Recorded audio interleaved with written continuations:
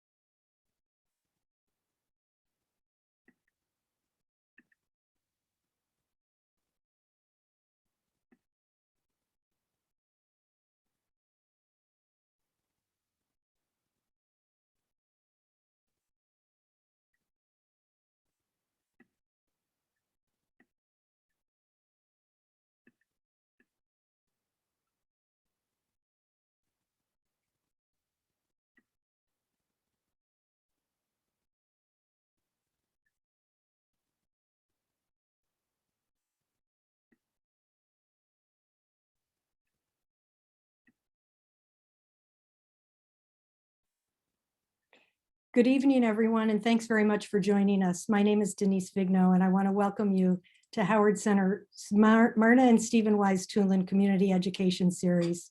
Tonight's session on problem gambling is the first of 3 sessions in our spring series, and we're so pleased to have Dan Hall and Mallory Stunell, colleagues from Howard Center, Jacqueline Posley from the Vermont Department of Liquor and Lottery, and Kate Hubel from the National Council on Problem Gambling with us. I also want to acknowledge and thank Patrick Galasso, an American Sign Language interpreter who will be signing throughout the session. Before we get started, a few dates to save on your calendars. Looking ahead, our next 2 sessions are in May. We'll be screening an IndieFlix film called The Upstanders about cyberbullying on May 4th. And on May 18th, we'll be hosting a panel conversation about how to make Vermont more welcoming and inclusive for our diverse community. Lastly, our annual conference is just a little over a week away on April 7th. There's still time to register for it or for any of our spring events at howardcenter.org. We also want to thank our partner and friends at the University of Vermont Medical Center for their support for our spring series. Just a few housekeeping items. Tonight during the webinar, your audio, video, and chat functions will not be available. After our panelists' presentations, they will take questions which may be sent through the Q&A at any time throughout the session. The Q&A is on your toolbar. Your questions may be asked anonymously. Live transcription is also available on your toolbar. If it's on, you may turn it off. We do have Patrick also in the room, but if you'd also like to use that, it's available. And the session, lastly, is being recorded and will be posted in the coming days on our website at howardcenter.org. And now I would like to turn it over to our panel and first welcome Jacqueline Posley from the Vermont Department of Liquor and Lottery. Welcome.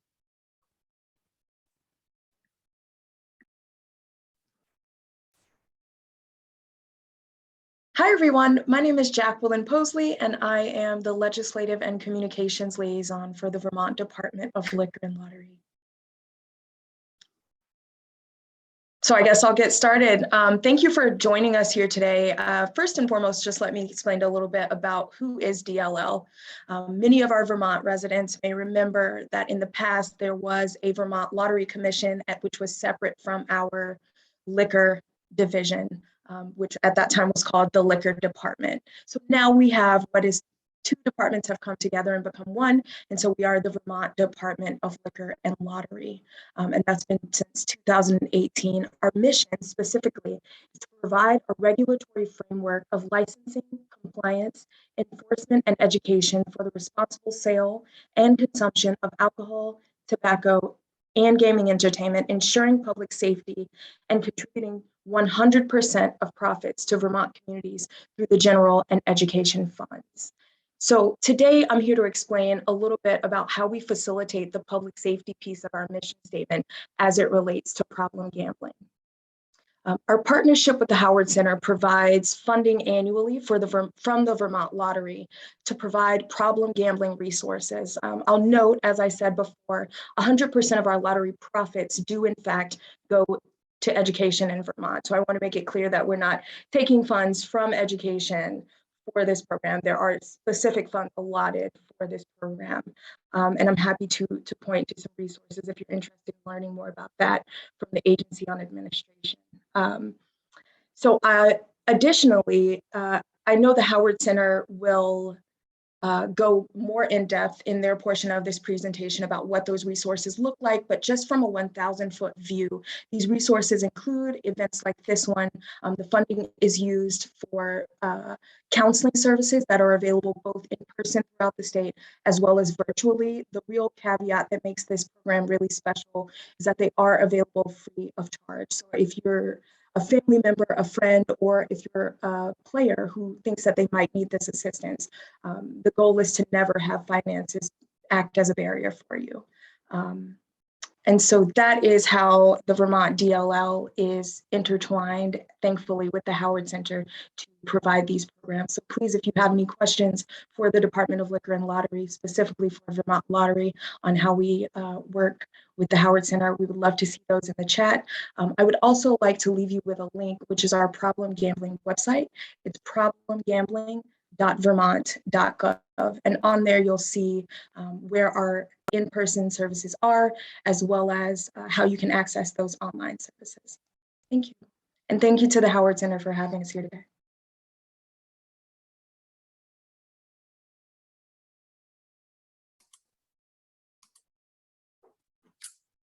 Good evening, everyone. My name is Kate Hubel. I am the Director of Communications for the National Council on Problem Gambling. We are the national advocacy organization for those impacted by problem gambling. So we work on the national level and then with our members and our state affiliates across the country to help build that national safety net for consumers. One important thing to note about NCPG is that we are neutral on legalized gambling. So we do not take a position for or against. Our goal is to advocate for those affected by problem gambling. So we work with both sides of the industry. We work with treatment and recovery. We also work with operators, lotteries, casinos, and as sports betting continues to roll out, we are increasingly working with the leagues.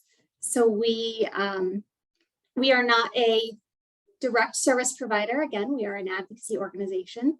And with that, we do a lot of research. So I can talk a little bit about our ENGAGE study, National Gambling Attitudes and Experiences study, as well as some of the programs that we operate nationally, including Problem Gambling Awareness Month. This is our 19th year that we are wrapping up PGAM this month. And thanks to all those who have participated thus far in its history. But the other thing we do is we operate the National Problem Gambling Helpline. And that is the only helpline that works across the country, regardless of where you're located, and offers regional help call centers to provide local resources for those who call, text, or chat that number.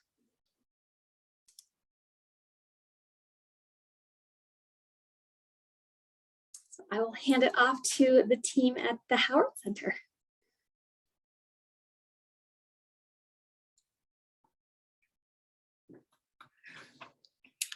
Hello, everybody. My name is Mallory Stenell, and I am a licensed clinician here at the Howard Center. If you give me just 1 second, I'm going to share my screen.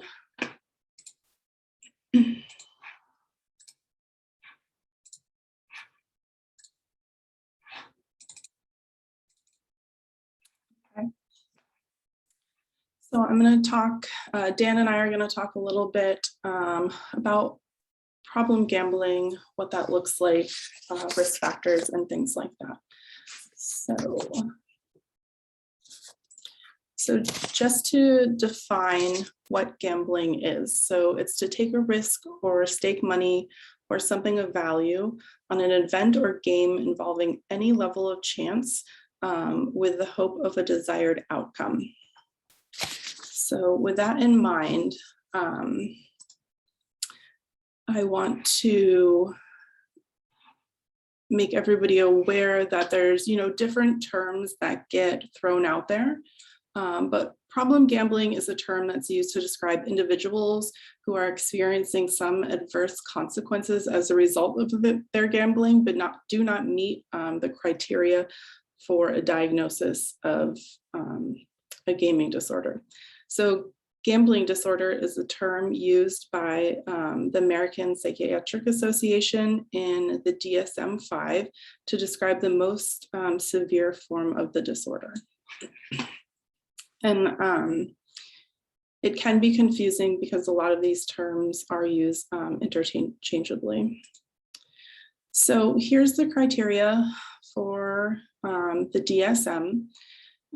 As you can see, it's just kind of preoccupied with gambling, unable to cut back or control, risking betting more and more money, kind of chasing the losses, chasing the money that you have lost, lying to family or others about your gambling or how much money you've spent, and relying on others for financial needs caused by gambling.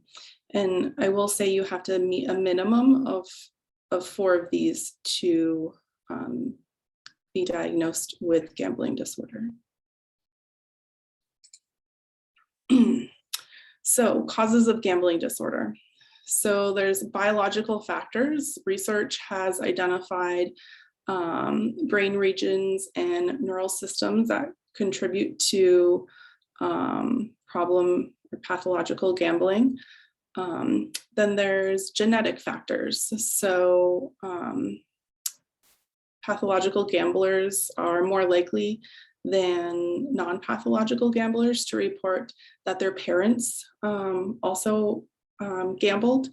And also there's been twin studies that have shown a genetic influence. So environmental. So in addition to the genetic component, environmental, family history, is this being modeled as you're growing up? If it is, it predisposes you more to becoming, meeting that criteria for the gambling disorder. Advertisements that promote gambling, are you seeing those as you're growing up? Easy accessibility to gambling, if you're using it as a means to cope with stress, and gambling can occur in conjunction with other behavioral problems, including substance abuse, mood disorders, or personality disorders, which Dan will touch base on more later.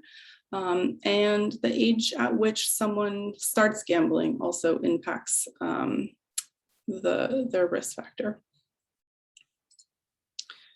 So who does it affect and how? So gambling can affect anybody, but there are definitely, increased risk factors. So men are more likely than women to develop gambling problems. There's been some association between ethnic minority status, low income and low socioeconomic status, high school education or less, and folks that are unmarried. So how does this impact people? So financial stability, if you're spending all of your money gambling, and this can be on, online gambling, scratch tickets, casinos. I know some folks might be joining us from states that don't have casinos, but there's many different ways to gamble. So people could be, delaying purchases or getting services that they need. They'll have less disposable income. It can affect their health. They could develop unhealthy eating patterns, either because they don't have the money to have proper nutrition, or if they're consumed with the gambling, They're not paying attention to their needs. It can increase other substance use, cause insomnia, other health issues. It can take a toll on relationships. It can cause lying to others, neglecting responsibilities, and conflict in those interpersonal relationships. And then emotional wellness, it can cause a lot of feelings, guilt, stress, anxiety, anger, which can also impact kind of the health and well-being of the person. And then also it takes a toll on the community and public health. There's a possibility for increase in crime, and then also the suicide rate is high with people with problem gambling. So I am going to send it over to Dan to go over treatment options and other information.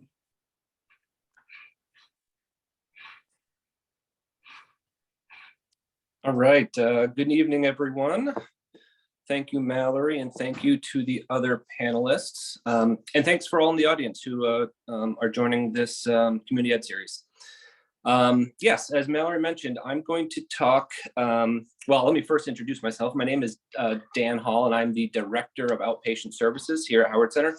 I've been with the agency 15 years, and I oversee kind of our co-occurring outpatient clinical services here in Chittenden County and in Franklin Grand Isle County. And I also oversee our office-based medication-assisted treatment programs, our spokes for opioid use disorder.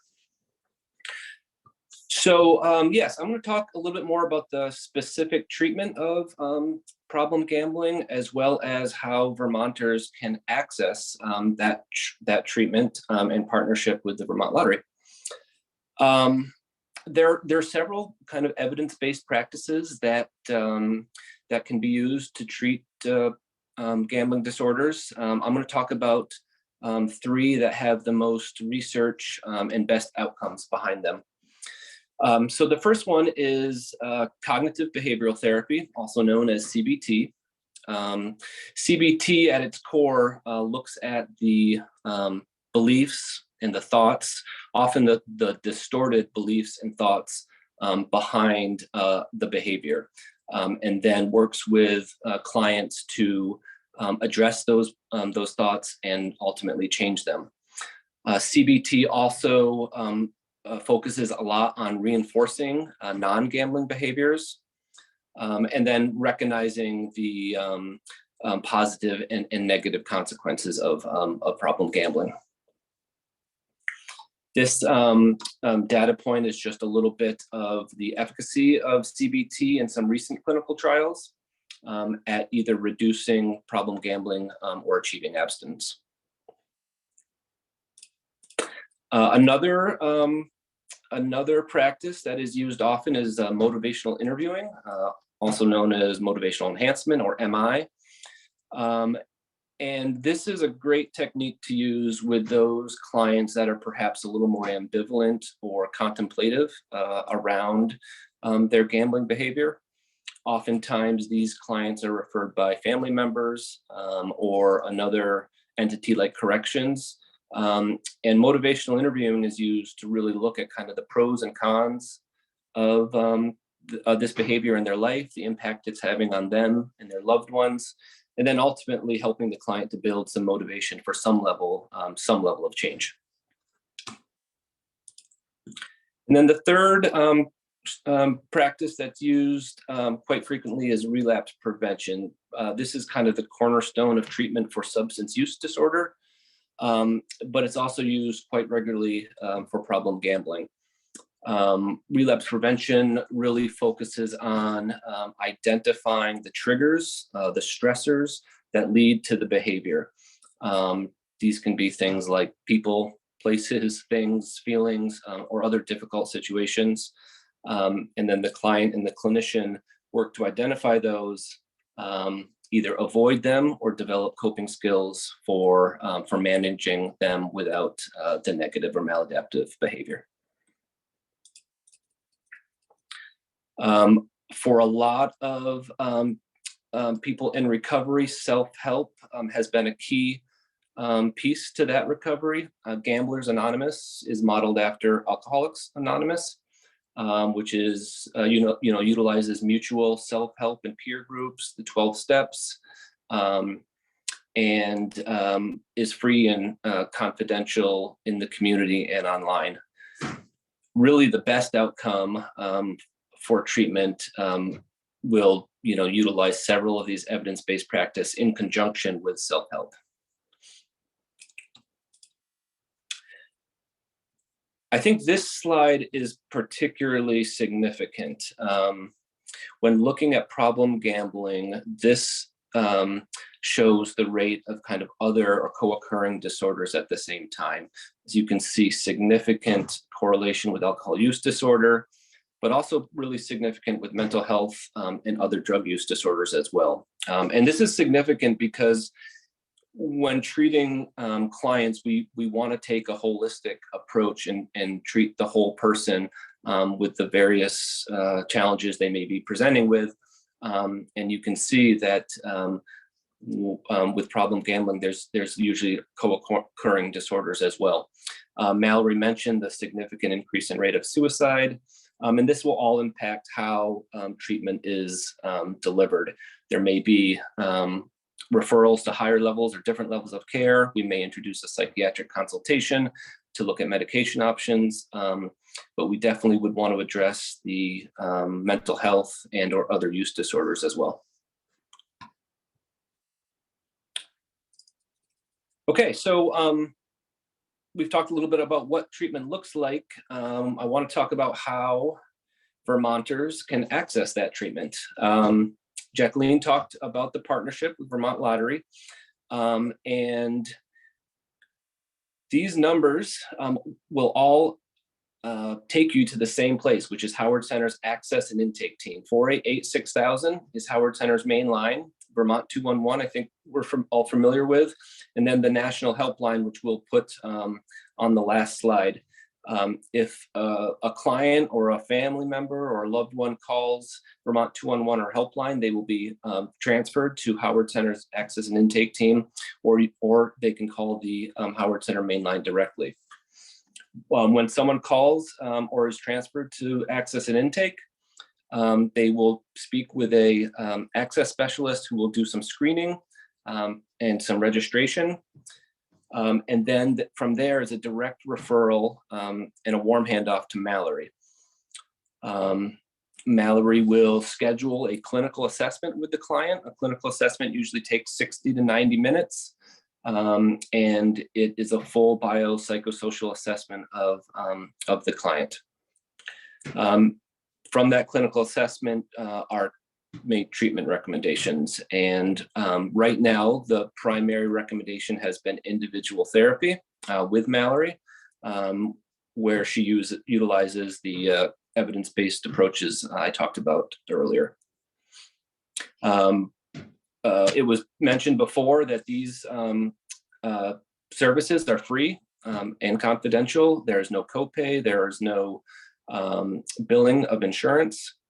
They can be remote or in person. We are serving the whole state, so does not matter geographically where a client is coming from. We are certainly interested in serving family members and supporting family members or other loved ones with this.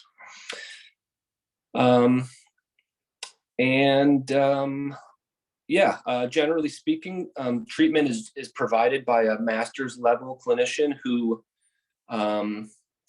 is either rostered or licensed. Mallory has both her LADC and her mental health license. If we have enough referrals, we're very interested in providing a group option. But right now, individual is mostly what we are offering regarding problem gambling. I think that is how Vermonters can access treatment. If you have any questions about that, please put something in the Q&A. Our last slide is just a list of resources. It includes Howard Center's main line, which is answered by Access and Intake, the National Council on Problem Gambling website, and the numbers or chats are there. The website for Gamblers Anonymous, which should have listings for online and local meetings, as well as Smart Recovery, which is another option for Vermonters. And then, of course, Vermont 211.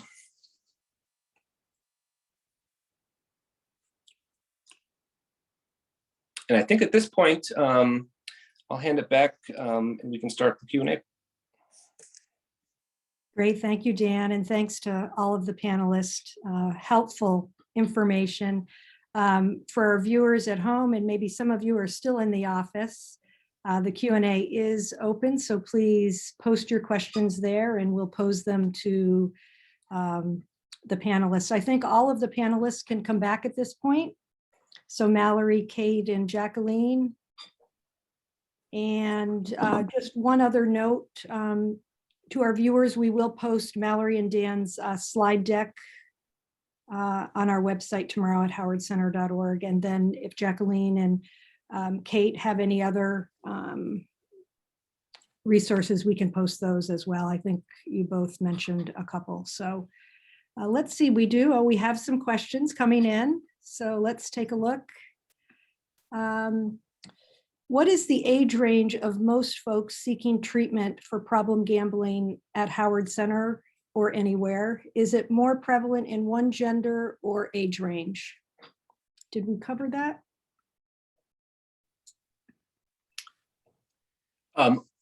Mallory mentioned that it's much more prevalent in men than women.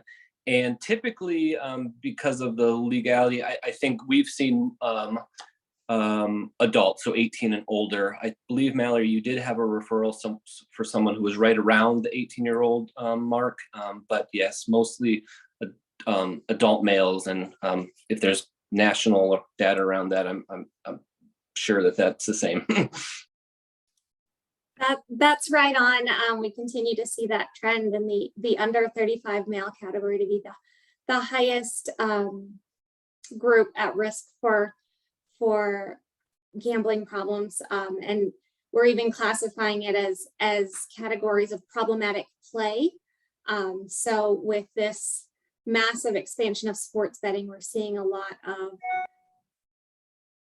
increased problematic play, especially in that category. And even we're seeing a lot of co-alignment with people who do a lot of investing short term on the stock market and things like that. And kind of the lines are blurring between the video games and gaming, gambling, and then even into that investing category. We're seeing the lines aren't quite so clear anymore. Kate, are there regions of the country where gambling is more prevalent? Legally, yes. One thing we have seen, and again, I'm working off of data from our 2021 Engage study. So my data is actually for a little bit behind from as states are rolling out sports betting. But there seems to not be a huge determinant of prevalence, whether the state has legalized sports betting or not. People are doing it. Thanks. Let's see, another question in the Q&A. Where are Gambling Anonymous meetings in Vermont? Do we know, or can we I think we pointed to a website, and we'll get that posted for sure tomorrow. Yeah, I think it's pretty limited from our research, and it's come in waves. There was more pre-pandemic, and I don't know exactly the location of current ones, but that website that was posted will have the most up-to-date information.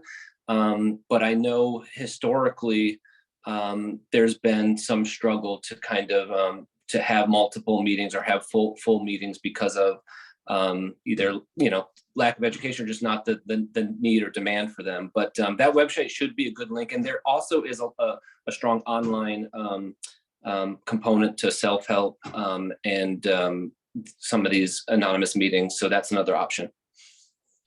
Great, thanks, Dan. And for our viewers, so if you go to howardcenter.org tomorrow and go to community and education and then to community education, you'll find all of these resources that we're talking about. Let's see, another question. How long is the recovery path? Is there a high rate of relapse?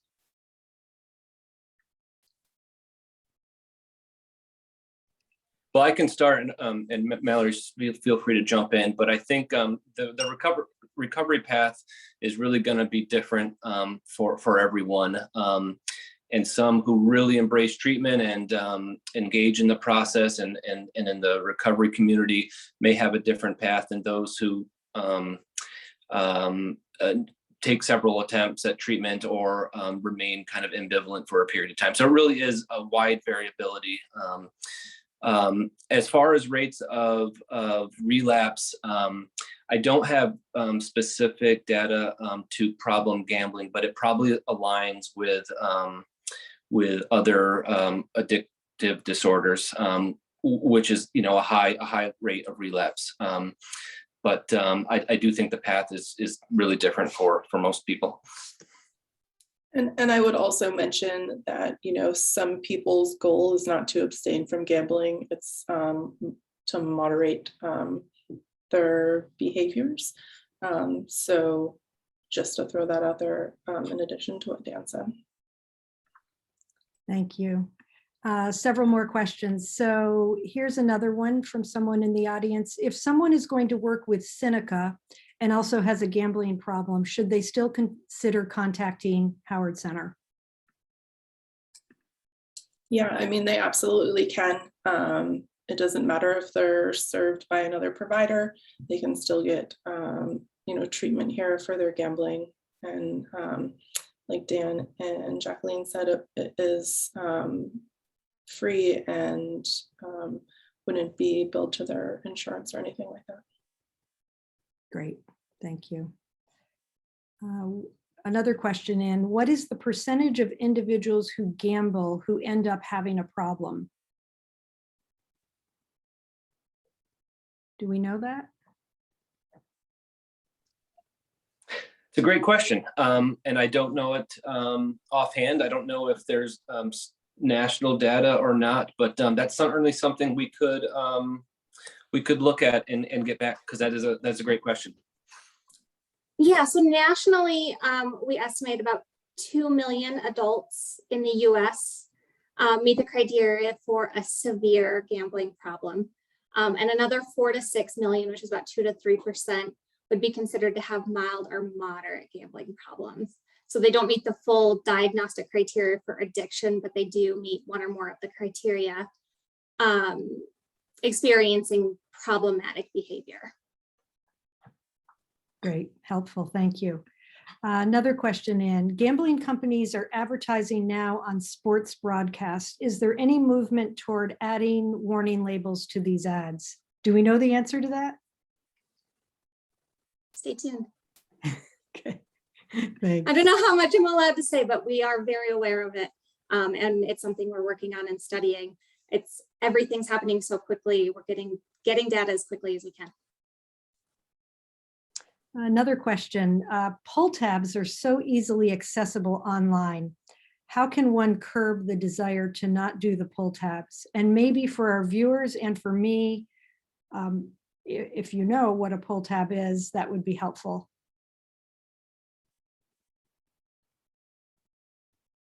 Does anyone? So I think what they're referring to, and this is not a game that's it's not within the Vermont lottery games, but in the past, I'm aware that there are some bars in Vermont, if they are nonprofit organizations, that are allowed to have what are called pull tab games, which is a little game and you literally pull the tab and you match the numbers. It's the best quick explanation I can give, and it sounds like this person is asking about an electronic version of that. So I don't know that we have the answers that they need, but that's what historically a pull tab is. Great, thanks. And if I could just say, I think to move outside of that, the real question here is about curbing behavior. So I don't know if maybe some of the Howard Center staff or perhaps Kate could offer some insight on curbing your behavior for gaming.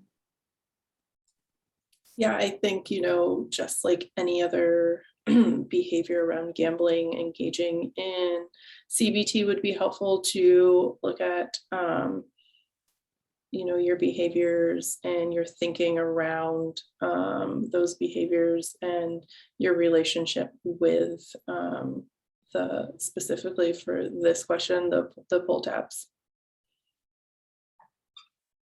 Great. And for our viewers in the audience, please continue to send in questions. We do have a few more. Let's see. Please talk about a financial advisor who has ready access to the internet developing a gambling addiction with day trading, betting on margin, losing everything, and getting it back only to lose it again.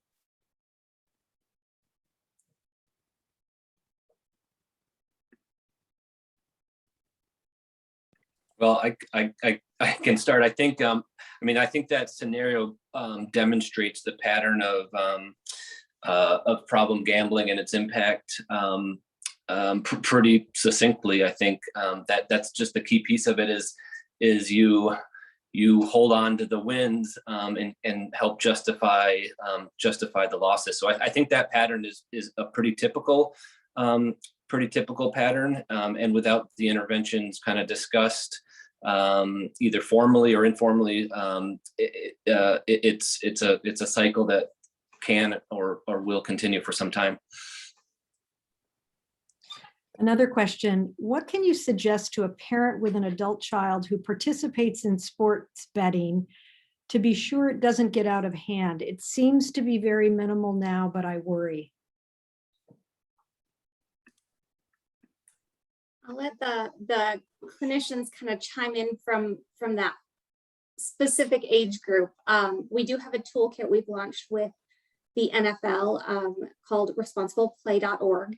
And it's a series of kind of safety nets for those people who choose to engage in safe and legal gambling, setting limits, setting time, setting financial boundaries, checking in with a friend.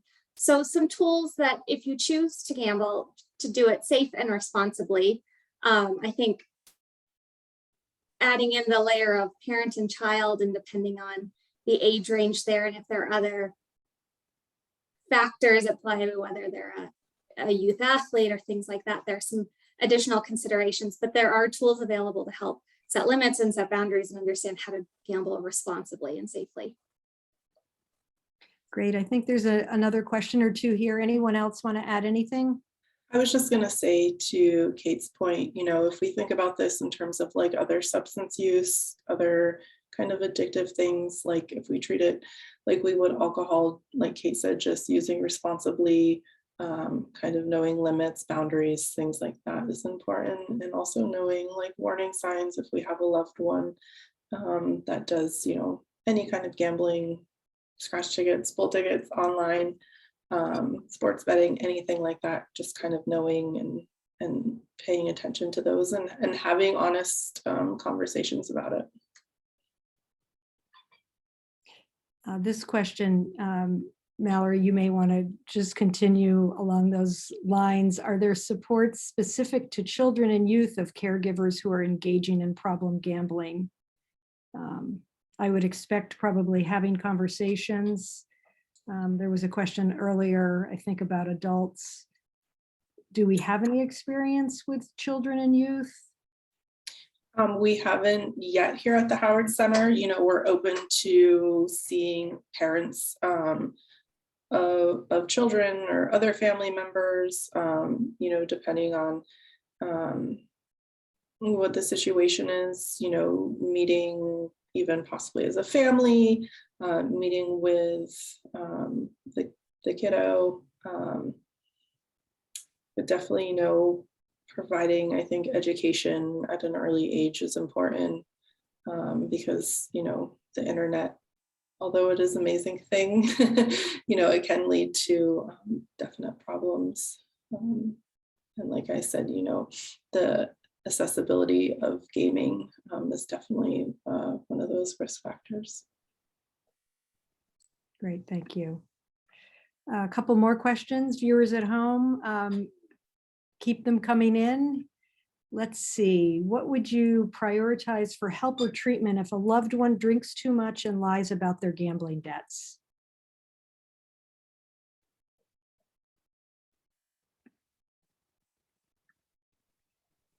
Yeah, well, it's a good question. I'm not sure there has to be an either or. I think the biggest and most important thing is just that person can engage and connect with someone and form a relationship, therapeutic relationship, and that can be worked out through the treatment process. So I think there's really not a wrong door with these co-occurring disorders. If the person is able to take a step and maybe they're willing to look at one but not the other, but I think getting through that door and getting through that first kind of sometimes scary barrier of entering treatment is kind of the critical piece. Let's see, thank you. Are there cultural differences when considering gambling? Does anyone know that? Do we have any national data or local data on multicultural differences?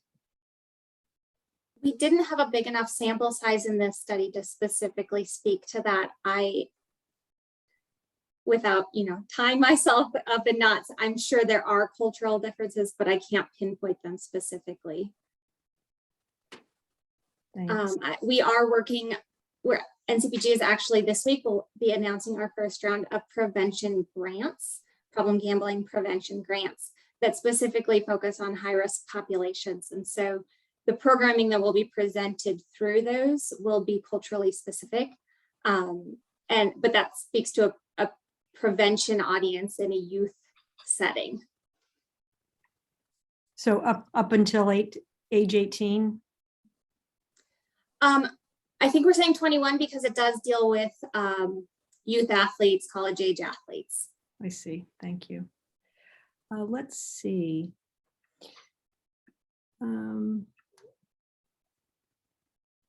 You may have covered this question coming in. You may have covered this, but are people who have other addictions more likely to become addicted to gambling? What is the gambling parallel to taking someone's keys? Like for driving. And is there one? Yes. So, there are, in terms of Dan talked about relapse prevention. If you have family involved or a spouse, there could be monitoring of bank accounts or allowances given. That could kind of be the equivalent of taking the keys, if you're going to phrase it that way. So that's what I would say about that. And Dan reviewed kind of the co-occurring rates of gambling and substance use and mental health. I don't know if Dan, you have more to say about that. I think I would just add that a lot of times what we see with substance use treatment is that someone may have success with reducing or giving up a substance or a behavior only to perhaps identify or find another behavior that is maladaptive and that becomes problematic. So I think I think there's definitely higher risk of someone with a substance use disorder potentially developing another problem behavior, and it's definitely something that is part of treatment. Is looking at that is if you're achieving abstinence or reducing in one area, are there other areas that are being affected negatively, kind of as a replacement behavior, replacement drug. So I think there is potential for that. Thank you. And I think we covered some of this, but another question just in, so maybe someone came in late. Are there any prevalent co-occurrences with problem gambling and other mental health disorders other than addictions? If so, which ones? Actually, I think we didn't cover this. The slide I shared did have mood and anxiety disorders as a broad category. And I think, let me just go back here. I have it here. I think it was around 50% also had a co-occurring mental health mood disorder. That's a broad category, depression, etc. But that's a pretty significant correlation. And then about 40% had a correlating anxiety disorder. Beyond that, other mental health, I don't have the data on, but those are two broad categories of mental health disorders. Thanks, and thanks to the audience. These are all great questions. So keep coming in. We have a few more minutes. There's a couple more we have yet to answer. Question: Do we know about the data that supports our prevention investment? Kate, I bet that might be for you if you know of any. So our grants are given using the SAMHSA prevention framework. So we are basing that off of SAMHSA's research. I'm going to butcher this statistic, but I want to say it's somewhere around $17 saved for every dollar of prevention. So the national social cost of problem gambling is around $7 billion a year. Costs include criminal justice and healthcare spending, as well as job loss, bankruptcy, and other consequences. So this is our absolute very first round of prevention funding in this type of program. And obviously other states and other organizations have done prevention work. So this is a little bit newer to NCPG specifically, but there is hard data on the prevention investment that I just don't have in front of me, and I apologize, but I want to say it's around $17 for every dollar invested in prevention. Great, helpful, thank you. There's a couple more here. What can a friend do in the moment if a person is betting too much at the track or online? Quick or suggestions for quick interventions that might support someone to stop or reduce.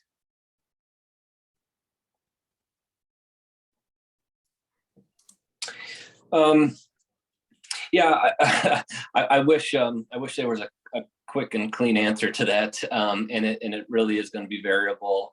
What's going to have the most impact on that person in the moment? But I do think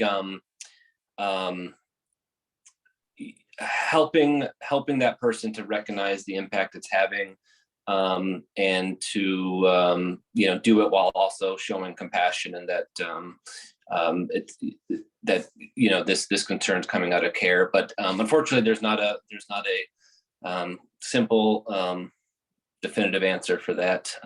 But I do think showing that person care and compassion, and then helping them see the impact it's having, and that will be different for everybody. Of course, thank you. I do think it's important to point out that from a cultural standpoint, or from a national standpoint, that problem gambling is still fairly misunderstood as a lack of willpower, and that's absolutely not the case. So not just in the moment, but in general scenarios, it's not just a financial problem. It's not just someone with a weak will. These are clinical issues that go much deeper than just willpower or self-control. And another reason to do this kind of education Q&A. I mean, these types of sessions can go a long way to educating folks who misunderstand. What do we know about the increase in problem gambling during the pandemic? The helpline numbers went up 45% from 2020 to 2021. So while that's not a straight problem gambling, I can't tell you numbers, how that assessed in diagnosis. It's a pretty significant indicator that with this big expansion, we do see a problem coming down the path. And are we seeing any declining numbers now that, you know, we're kind of easing out in many areas, or is it's probably too early to have that data? It's a little early in the year for us to tell. We're not even through the first quarter yet, but the text and chat numbers I do know are higher in January and February of 22 than they were in 21. And again, this isn't exact data, so take it with some grain of salt, but text and chat generally indicate a younger audience that is contacting versus picking up the phone and calling. Let's see, another question. As gambling becomes more corporate, do we know, is the business community doing anything to address problem gambling? Or are we asking them to? I think so far the business community is doing the majority of the heavy lifting, because the states have been completely left up to do the right thing. There are not federal initiatives to provide that safety net for problem gambling, and including the whole spectrum from prevention and education early on in the process. Kind of going back to that example of alcohol, the funding for research, prevention, education, and treatment is drastically lacking. And so the organizations that are investing in treatment, prevention, you know, that full spectrum, it's been entirely left up to the industry, and most of this, even a lot of the states aren't investing in providing that safety net. Thank you. I think we're maybe down to the last question. I'll scroll through. So if there are any other questions out there, please type them in. Is clinical narcissism, or the propensity of that, related at all to problem gambling?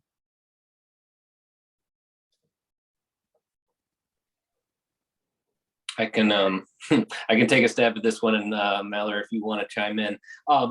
So I think there definitely could be a correlation, especially around some of the behavior, the non-truthfulness. But I don't know or have any specific data around that.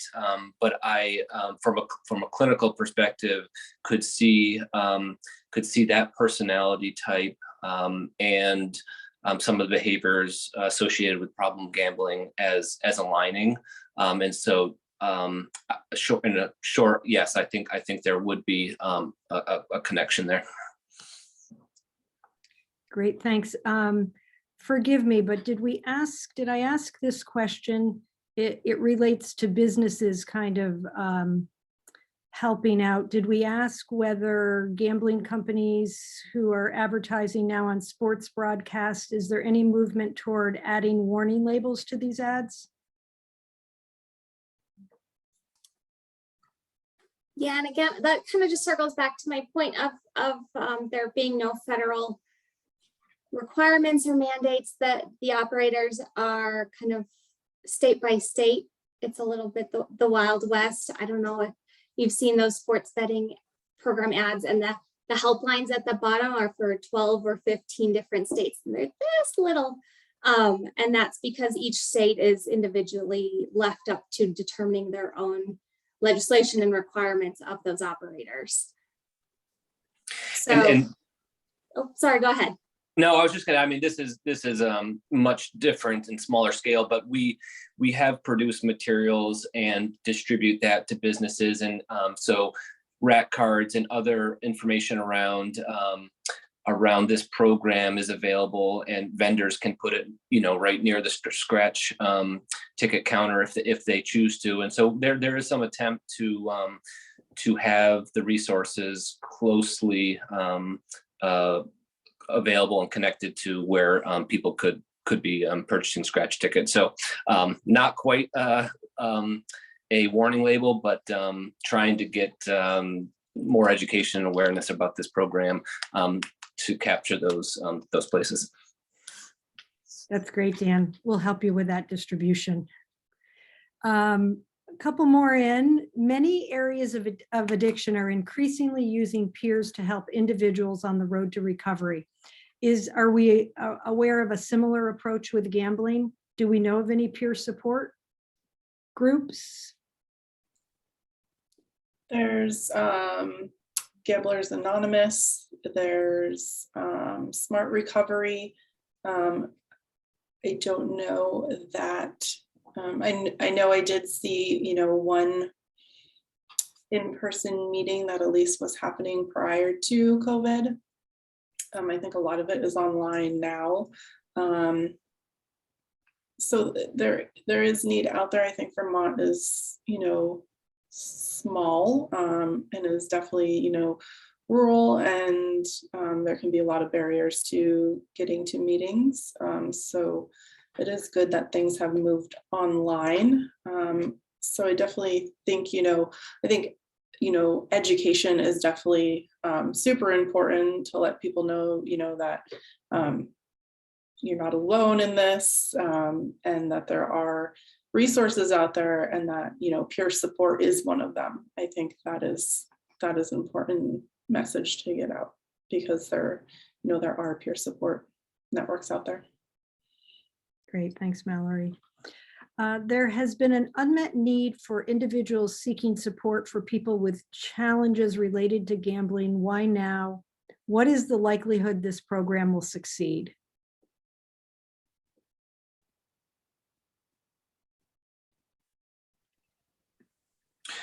Thanks for the question. So maybe Jacqueline, you can talk to the why now. The program, we're a little bit into it. I think this is our second year with this partnership, and it kind of came about spontaneously. There was a connection made and interest on both sides to set this up. So we have been doing it a little bit now. Unfortunately, most of the time has been through the pandemic. So I'm not sure it's the best representation of the need or kind of the future. But we are seeing referrals. We are doing more and more of this education and awareness.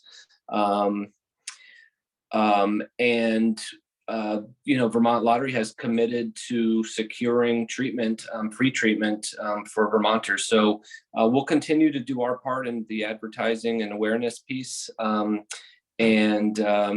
optimistic that we'll meet the need, whatever is presented. Yeah, I think I could agree. I think there's no time better than now. If you are in need of any of the services that are mentioned, every program has to start somewhere, right? Like, it's kind of a chicken or the egg kind of question is, when do we start? What do we do first? And that sort of thing. But the department is aware that there's a need. That's where this program was created. So all that I can say is that we hope that it will be successful, and we'll do everything in our power to support it, to continue being a part of events like this, and encouraging the services from the Howard Center as well. So I guess in summation, every program has its start, and this one starts here. It starts now, and every day we move forward, trying to get the word out more and more, that these services are available, and available for free to not only players, but their families as well. Great, Jacqueline, thank you. And it is just about time to close. We're ending at 7. Dan, one person in the chat did just ask us to review the intake process again. So maybe we could, or Dan or Mallory, just do that quickly. Sure. So there's several ways to get to the same place. Our Howard Center's main number, 488-6000, will call our access and intake team, and from there, the client, if they screen positive for problem gambling or are requesting problem gambling services, they are connected directly to Mallory. And Mallory is both the person that will assess this person and provide the treatment. So it's a pretty quick, we have deliverables we need to meet. So it's a very quick process to get to Mallory, and she determines the treatment from there. If someone were to call the national helpline or text the national helpline or call Vermont 211, they would be essentially forwarded to Howard Center's main intake line, and that same process would happen. So there's not a wrong number to call. You would end up at Howard Center's door. Great, that's very helpful. Well, thanks to everyone. Thanks to our viewers at home. Really appreciate you staying with us and for all the wonderful questions. I know I learned some information tonight, and I hope everyone did. Thank you, Kate and Jacqueline, Dan, Mallory. Thank you, Patrick, for all of the signing. Once again, our information that Dan just mentioned is up on the screen. We will put resources at howardcenter.org tomorrow related to tonight. So be on the lookout for that if you need them. We'll be sending later on this evening, we'll send an email out with an evaluation survey. It really helps if you can take the 5 minutes to complete it in terms of our planning future events. Let's see, I think that really does it. So really appreciate everyone's time. Panelists, thank you, and good night. Be well.